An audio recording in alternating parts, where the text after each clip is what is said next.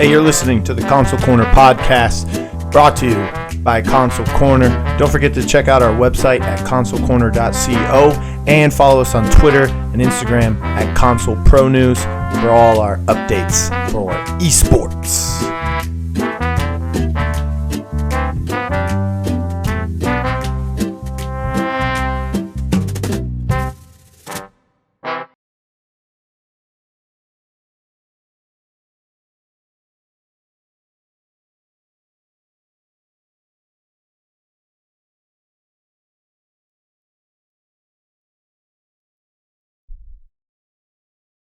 You ready? Let's do it.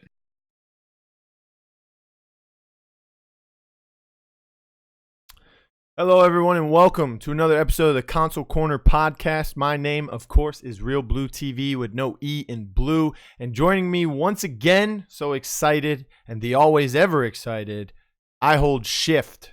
Shift, how you doing today? Good, man. Definitely feeling the sauce after a long weekend, trying to get caught up a little bit with all the things that I missed out on. But it's been a good start to the week so far. Pretty pumped for it. Yeah, so we're going to be talking about some Call of Duty, of course. That's why you're back. That's all you put, your efforts into these days on the 90% scale. Sure, there's some other stuff you do with the other 10%. Yeah, I guess you could say that. I know you've been doing some Darwin project stuff lately, so how's that going? Yeah, Darwin's all right. It's just the game is, it is what it is. I'm not a big fan of the new patch of it, so it's just like they kind of hyped us all up for, maybe making a better version of the game, and then they made it worse. So, yeah. Ooh. All right, so let's talk Call of Duty. Minnesota, the first was the launch event. It was the first event of the new 2020 CDL season. You actually went, didn't you? Yeah, I did. Yeah, so I wasn't 100% sure what was going to happen with the whole challenger scene situation. So I actually was holding out for a long time just in case. I got a last minute call hey, we're looking for casters. That call never happened because there was no challenger stream. But literally a couple of days before the event, I secured a place to stay, airfare, and a ticket. So it was literally the most spontaneous trip that I ever took, and I am so freaking glad that I went. It was absolutely awesome, super cool environment. There were a lot of there's a lot of trivia drama about how the challengers was not going to have a challenger stream and they were playing in a parking garage, but the parking garage was not an open air parking garage. It was a basement essentially.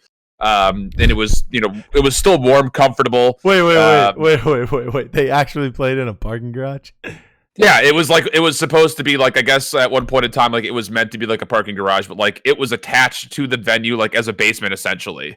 It was underground and stuff like that. It was totally fine. It was totally cool. I was a little bit worried about the noise, thinking it'd be really boomy, but it was perfectly fine. You could see they insulated, they sprayed kind of that foam insulate all of to all of the rafters and stuff like that. So it was perfectly comfortable.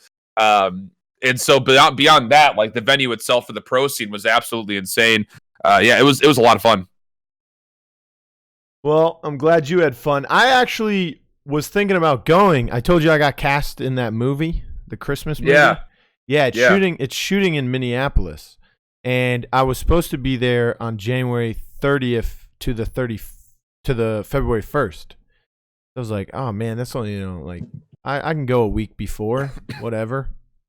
Hang out with Shift, watch some COD. The day it would have been worth it for sure. Well, here's the thing: the day I woke up, getting ready to book some stuff to go to Minneapolis, I got an email from the production coordinator, and they were like, "Yeah, we made a mistake. You actually don't need to be here until February 6th." And I was like, "Oh, well, that would have been tough to be there for that long." Yeah, I'm not going to Minnesota for 2 weeks. It's cold where I live. I don't need to go somewhere where it's colder. Well, yeah, for sure. It wasn't that bad though. I've been living in North Carolina for the last couple of years, so it's been a while since I've felt actual winter. It was 30 degrees, but the thing about Minneapolis is that they don't get the lake effect kind of winter that we're used to. Being in Chicago and Cleveland, it's the snow actually like falls. It doesn't fall and slap you in the face because of all the wind. Like, oh yeah, it just yeah. it actually just falls. So like it wasn't like that bad because there wasn't like that much of a wind chill, at least when we were there. Okay. So man, what a weekend for the pro teams. I think there were a lot of surprises, especially. I mean, you said Atlanta FaZe to you was the number one team last time. Oh, and they by far were too. I mean, no one came close. yeah. So I've got some couple questions here lined up for you that we're gonna get into, but man, I was watching these VODs back on YouTube. First of all, shout out to the Call of Duty, whoever is doing their production. Not the live production, because there were so many hiccups in the live production. And I guess that comes with it being the first event and stuff. You know, Puckett is doing the intros, and as people are walking out, they don't turn his mic off, so I still hear him talking to the crew. He's like, so you want me to move over here, while a guy's walking on stage. But I was watching the live stream, and as you know, as soon as a match is over, they upload it to YouTube right away. Oh yeah, it's interesting because the YouTube announcement that it was going to be exclusive to YouTube. Same thing with Overwatch. Yeah, they're both going to be exclusive to YouTube. I was a little bit like, okay, you got to think like that. YouTube's interface for live streaming is still developing. Essentially, like there's not a very well developed like chat system for commands. Modding is still a little bit tough from what I've been told, and the biggest thing, especially for like esports, is the lack of ability to clip. I was a little bit worried about how that would look like, because how do you clip those things and post them to Twitter, for the teams and stuff. But the thing that I neglected was the simple fact that the entire thing is like a VOD, because you can stop the live feed and rewind it if you want to. Yes. And then immediately go back to get caught up. Like, you don't have to go to a different tab to do it. It's not being saved, at a little bit of a delay. It's literally live saving and live being uploaded the entire time that you're streaming, which is really, really cool. Yeah. I haven't had a chance to go back and watch much of it on YouTube yet. I did go back and watch the Minnesota-Toronto series on YouTube, and I was actually really happy with the quality of it. Yeah, it was awesome. So I've been watching a lot of those games back. That's a lot of COD to watch in one sitting. So I've been taking some breaks in between, and I've been doing some other stuff. That's why I haven't watched all of them, but I did watch most of all of them. You know what I mean? So like I'd nitpick, stuff like that. But the power rankings for our power rankings, my power rankings, the Console Corner power rankings, I had Atlanta as the number one team too. I did my homework, and then we had a talk with you and I on the last episode of the podcast. So, you didn't convince me that Atlanta was the best. You kind of secured, I had about two teams that could be my number one, but you kind of said in my head, like, Atlanta's number one. And I was like, hey, that's one of the two teams. I think he's right. But I still think they're still the number one team, man. Yeah, I mean, it's without a doubt. I mean, they didn't drop a single round in Search and Destroy, which is impressive in its own right. But then you also take a fact that Dallas, when they played Chicago, 6-1 Chicago on Arklov Peak Search and Destroy, and then Atlanta FaZe played Dallas on Arklov Peak and 6-0'd them. So, I mean, they are just absolutely so far ahead of the game, especially when it comes to Search and Destroy. But it also helps the fact that they absolutely smoked New York on St. Petro, and they looked really good, man. I think, as well in the domination. Outside of the, Hackney Yard was a little bit rough, but when they played Dallas on Gunrunner, what they're trying to do, you can see what their attempts are, like what they're trying to set up at all times. And I think that's already different than most teams. Some teams get into a panic and everything just kind of falls apart. It didn't really look like at any point in time, even in the New York Hackney Yard domination where they lost by like 70, you could still see what they were trying to do. They just weren't able to execute it the way they wanted to, but they were never at a point where they were not trying to run setups. So you could definitely tell that Crowder has got them, thinking about that. And one of my biggest concerns about the Atlanta squad was with 5 young guys, the oldest person on the team is Major Maniac at 21 years old. Who was going to be the leader of that squad, while they're in game? And it looks like they've kind of figured out how to make it work. Yeah. A lot of young guys on that team. That actually brings up a good point. I had one of those questions for you. Dallas Empire. one of the early favorites and among the top 3 in the early power rankings by many, fell 0-2 in the first event this weekend. With the hype circling around the young prodigies and Shotzi, and most notably Illy, do you think the pressure got to these two, or what else went wrong for Dallas? I think the pressure got to them. You got to keep in mind, though, before we go too far into that conversation, that their 2 matches were against Chicago and Atlanta, yes, who are now definitively the top 2 teams in the league without anyone really even coming close, in my opinion. Yeah. So that's something to keep in mind, that they had a really tough schedule. And you also got to keep in mind that there was a completely game-changing patch that got put in literally while they were at Minnesota. Like, they didn't really get much time to relearn how to play things like domination. And that's where they looked the worst, was in domination. The change being that flags have to go neutral before you cap them. It's not an instant flip. Yeah. You have to neutralize a flag and then cap it. So a lot of teams changed up how they were playing domination. And you can see that Dallas, by the time they got to map 3, they were already a little bit shook, especially against Atlanta. But they looked okay in the hard point. 209, 250 against Chicago on Azir Cave was not bad. 234, 250 on Azir Cave versus Atlanta was not bad. But they did not look good in the Dom. And I think that's where you kind of saw the unfamiliarity with the patch, but also potentially, where the younger guys maybe got rattled a touch. Because they were just taking a couple of just pretty ill-advised challenges. Shotzi and Illy both were just kind of going out and solo challenging things where, if you really watched their scrims previously, they didn't ever look like that. They never looked like they were just going out and individually playing the map. We saw a number of instances where that was the case. I don't know if it was because of the land jitters at all, because you got to remember Shotzi is a former Halo pro. He should not be unfamiliar to a main stage, but you're putting him on a totally different game with a lot of expectations. And then Illy, he's never left his bedroom to play outside of a couple of locals in Toronto. He's been very unfamiliar to the pro scene, but I thought he played okay. Shotzi, of course, did not play very well this weekend. But I think, generally speaking, not too many people are worried about that team. I'd give them a little bit to learn the patch, learn how to replay Dom again. They should be okay. All right. Speaking of close matches, like Hardpoint, did you watch the second match on day 1, Seattle Surge versus the Florida Mutineers, that game 5?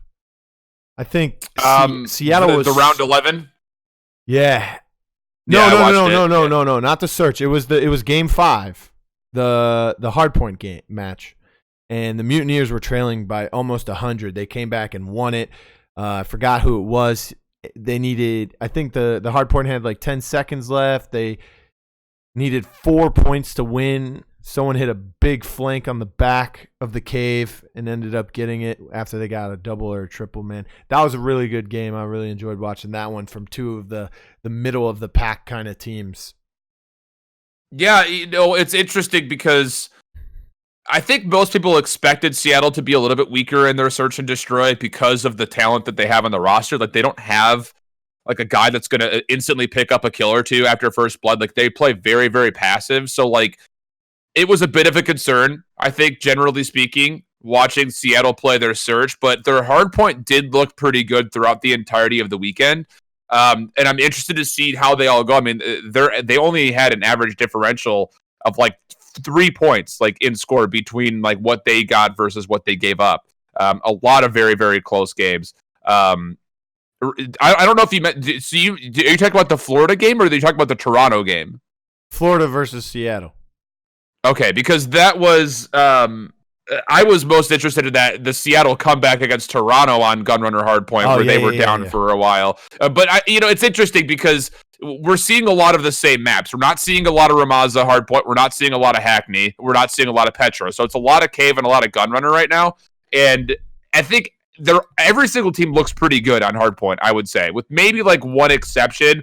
Like, New York did not look good in their hardpoint this week. The patch didn't put any major changes towards hardpoint, right? No. Zero changes towards hardpoint.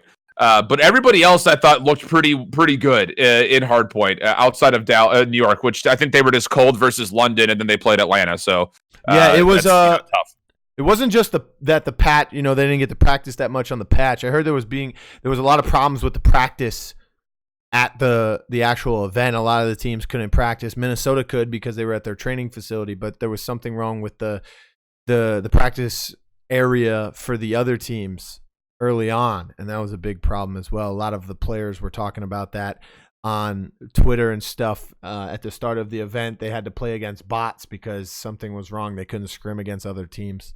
Yeah, the internet was not fully connected to the practice arena the first day. They ended up fixing it, but it was kind of like their media day where they had to like do pictures and stuff like that, and they were supposed to be doing scrims and practices in between that they weren't able to do that. So yeah, it was a little bit rough there, but I think generally speaking, the event was ran extremely well. I think that everyone walked away with a really good feeling about what is coming forward with more CDL events in the near future. All right, so I was supposed to ask you this question first, but we kind of just started, talking as we do. We just started going. Yeah, man, people probably do not want to be in public if me and you are just talking. We could just go for hours. All right, so obviously, top 3 teams for me. I think it was the same for you going into this event. Was Atlanta, Chicago, and Dallas going into this event? Agreed. But coming out of this event, let's not. Okay, so I'm going to ask you what 3 teams stood out to you in a good or bad way, but you cannot mention Atlanta or Chicago. Teams that this is actually pretty easy because I spent about an hour and a half looking at the stats from this last weekend and try to pick out like, okay, what are my power rankings going to look like? First and foremost, the team that stood out to everybody is Paris. Everyone downplayed them. Everyone had them 11th or 12th in their power rankings. Yes. And there was a reason for that. We hadn't seen a lot of these guys play on the pro stage in some time. Shocks, of course, World War II with Mind Freak. Time out. Everyone had them like 11th or 12th?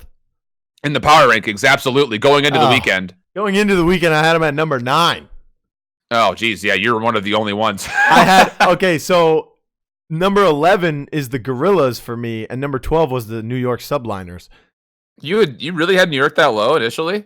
Yes, and then I was watching their first match against the London Royal Ravens, and on the desk before the first game, they were like, "What do you think?" And the guy sitting in the middle, I forgot his name. He's like, "Oh, Subliners 3-0," and then the other guy was like, "Subliners 3-1," and I'm like, "They're gonna get 3-0'd by the EU kids." They came out, they 3-0'd them, and I said, "Yeah." The New York. I think you're one of the only ones to make that prediction. I swear, I was even streaming it. I was playing Paladins, and in between cues, I would be watching the game, but then I would leave it on. So since I have my third monitor now, I can like leave YouTube videos showing in the top corner while I'm playing a Paladins match. And a lot of the viewers, they like that for some reason that watch me because I'll play and then they'll watch some cooking video. I don't know. They're fucking. No, I follow this channel real quick. They make YouTube videos where it's like a level 1 chef, level 2 chef, level 3 chef, and they all have to make the same dinner. Got you. So it's like this episode is fried chicken, and they have a pro chef, and then they have like a chef who like goes to watch videos and reads cookbooks and whatever, and then there's the home chef.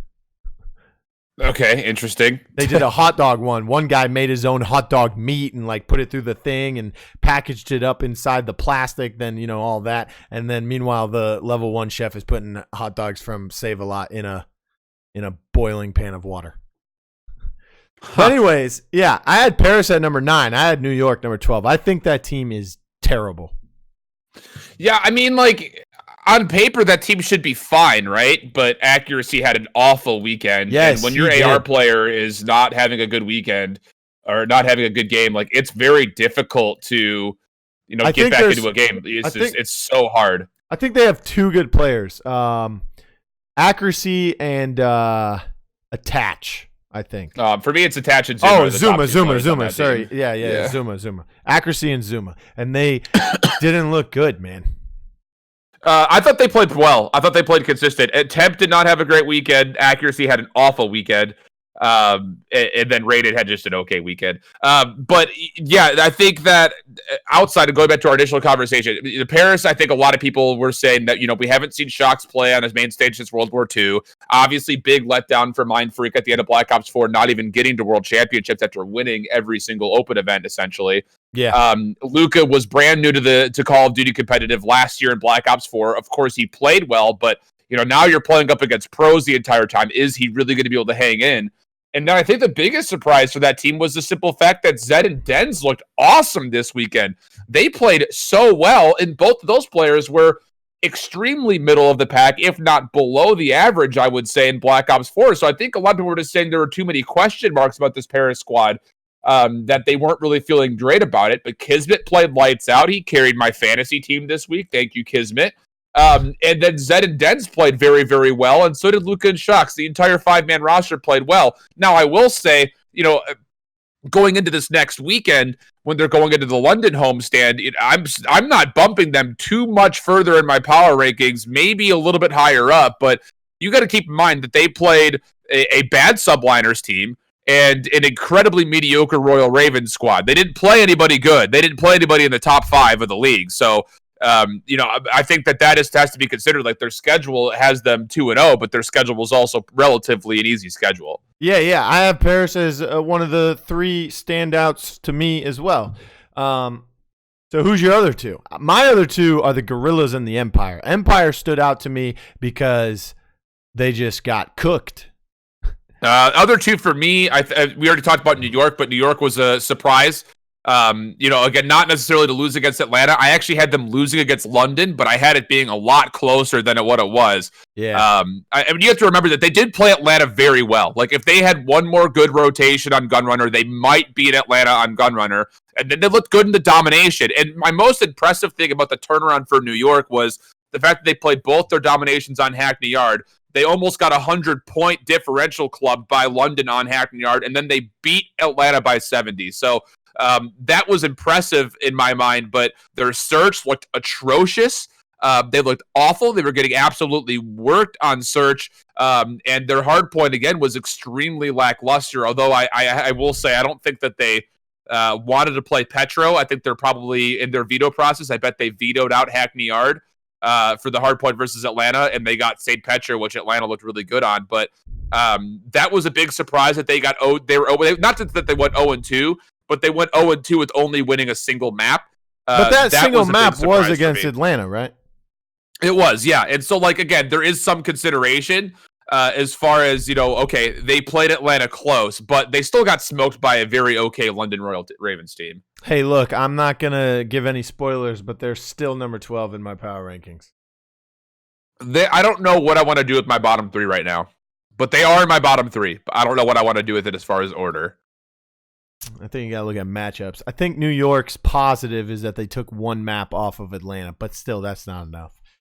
Right. So who's your third? Mine was the Gorillas. I think they looked okay. I think they looked better than what I expected from them going into the event. My third is actually Optic Gaming LA. My expectations were not high for the team, but they were not that low. I mean, I thought that they would be able to put up at least some sort of a fight throughout the weekend. Especially, I mean, the game versus Paris went 5, sure, and it was relatively close, sure. But that was some of the sloppiest Modern Warfare that I think I've seen, period. Like, for teams that practice as much as they do, that 5-game series was super, super sloppy. What do you mean practice as much as they do? You said they started scrimming later than any other team. Paris did, but Optic has been playing for some time.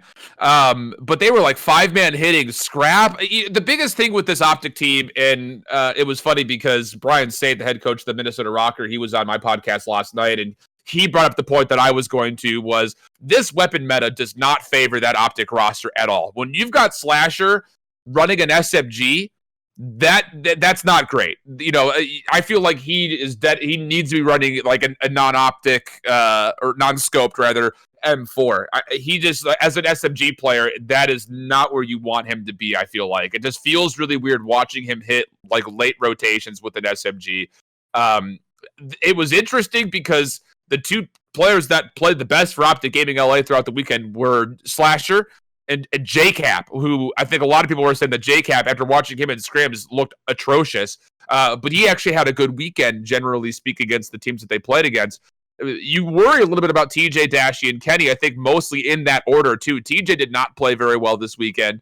Dashy played okay, but it just feels like that this weapon meta is not favoring how this Optic Gaming would find their success. It needs to start developing to like an M4 meta, and who knows if we're going to start to get that, because there was a recent patch with the balance that's going to change the MP5 and the M4 a touch, so maybe we will see some more ARs coming into play. But it feels a little weird to see this team play as badly as they did with how much experience they have.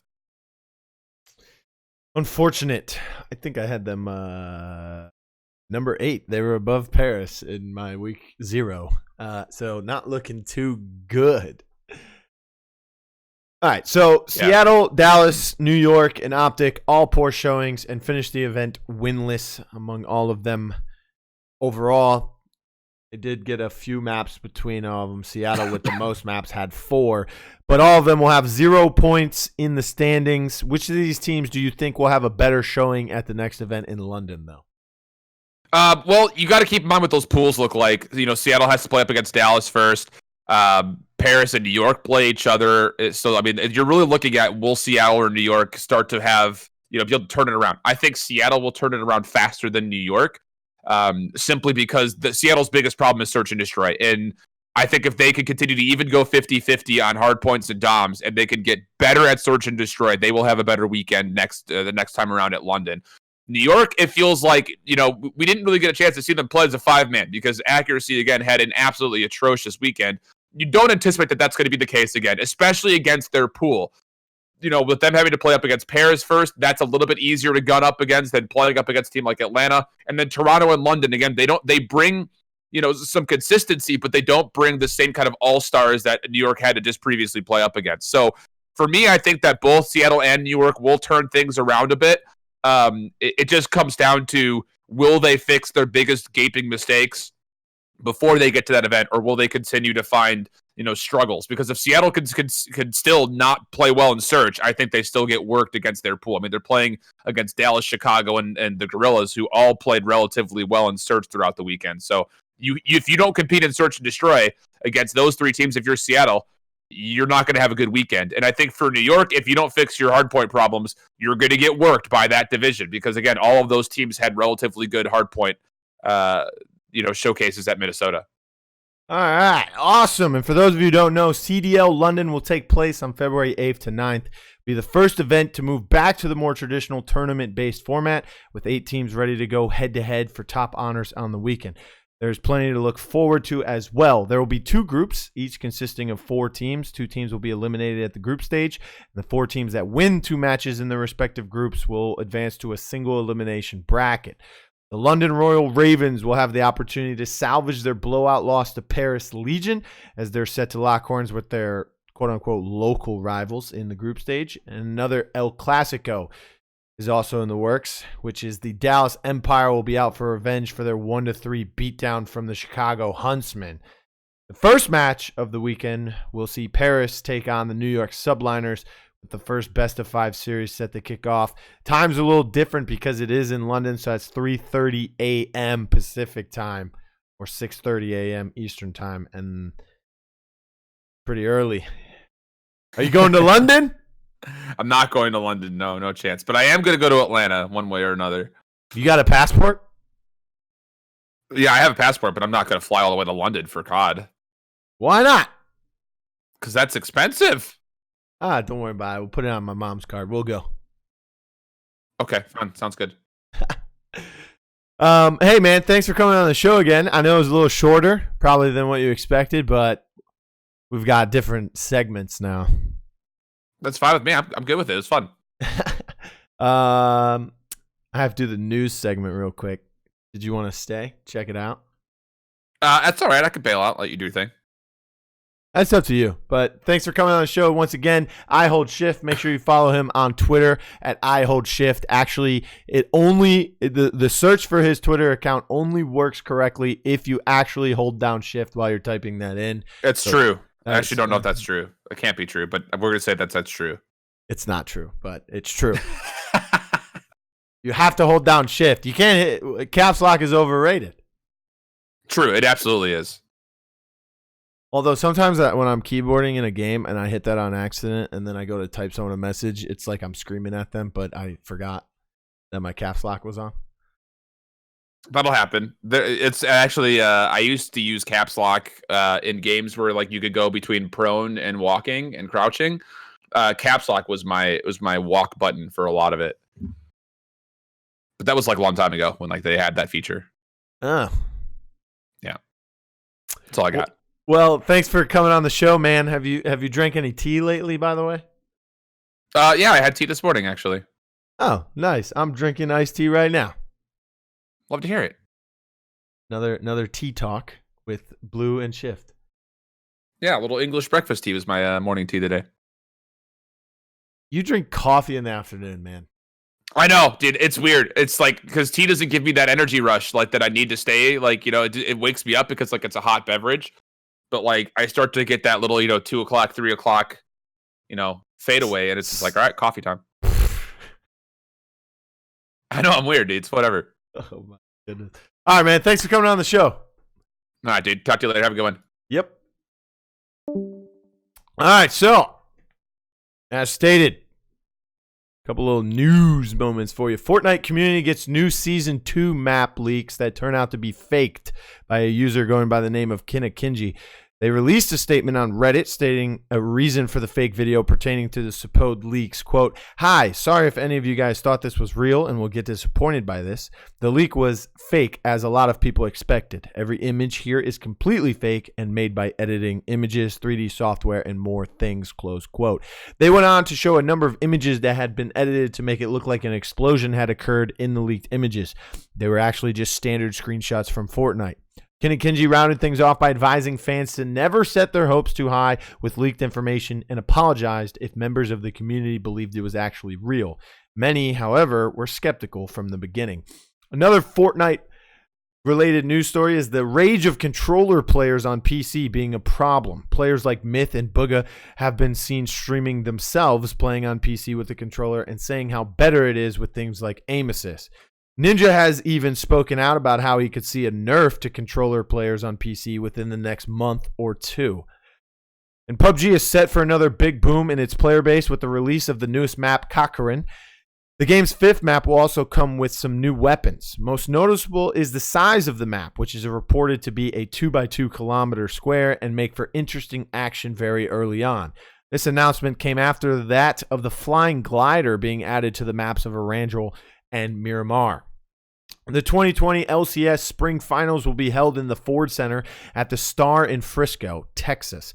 One of the reasons for the decisions to choose the Star was player and fan demand, according to Riot Games.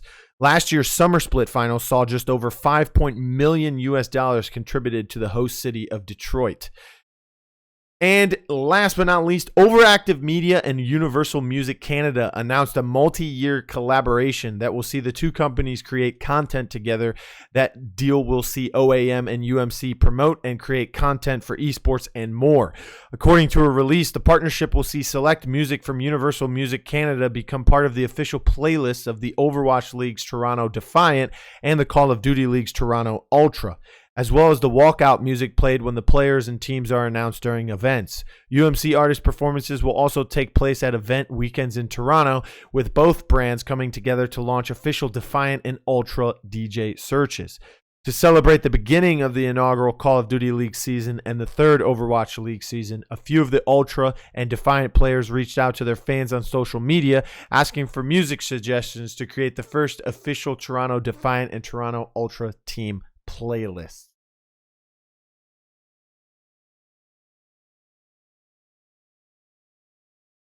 That's all for this week's news, brought to you by Console Corner right here on the podcast. Don't forget, ladies and gentlemen, my name is Blue. You can follow me on Twitter at RealBlueTV with no E in blue. But don't forget, if you're listening to this on YouTube, you can search up Console Corner on Spotify and follow us and listen to all the podcasts from there. And vice versa, if you're on Spotify, go ahead and subscribe to our YouTube channel at Console Pro News. Don't forget to follow us on Twitter as well at Console Pro News. And visit consolecorner.co for all Console Corner related topics. Big announcements coming to you very soon. Be patient for those. And until next time, keep grinding.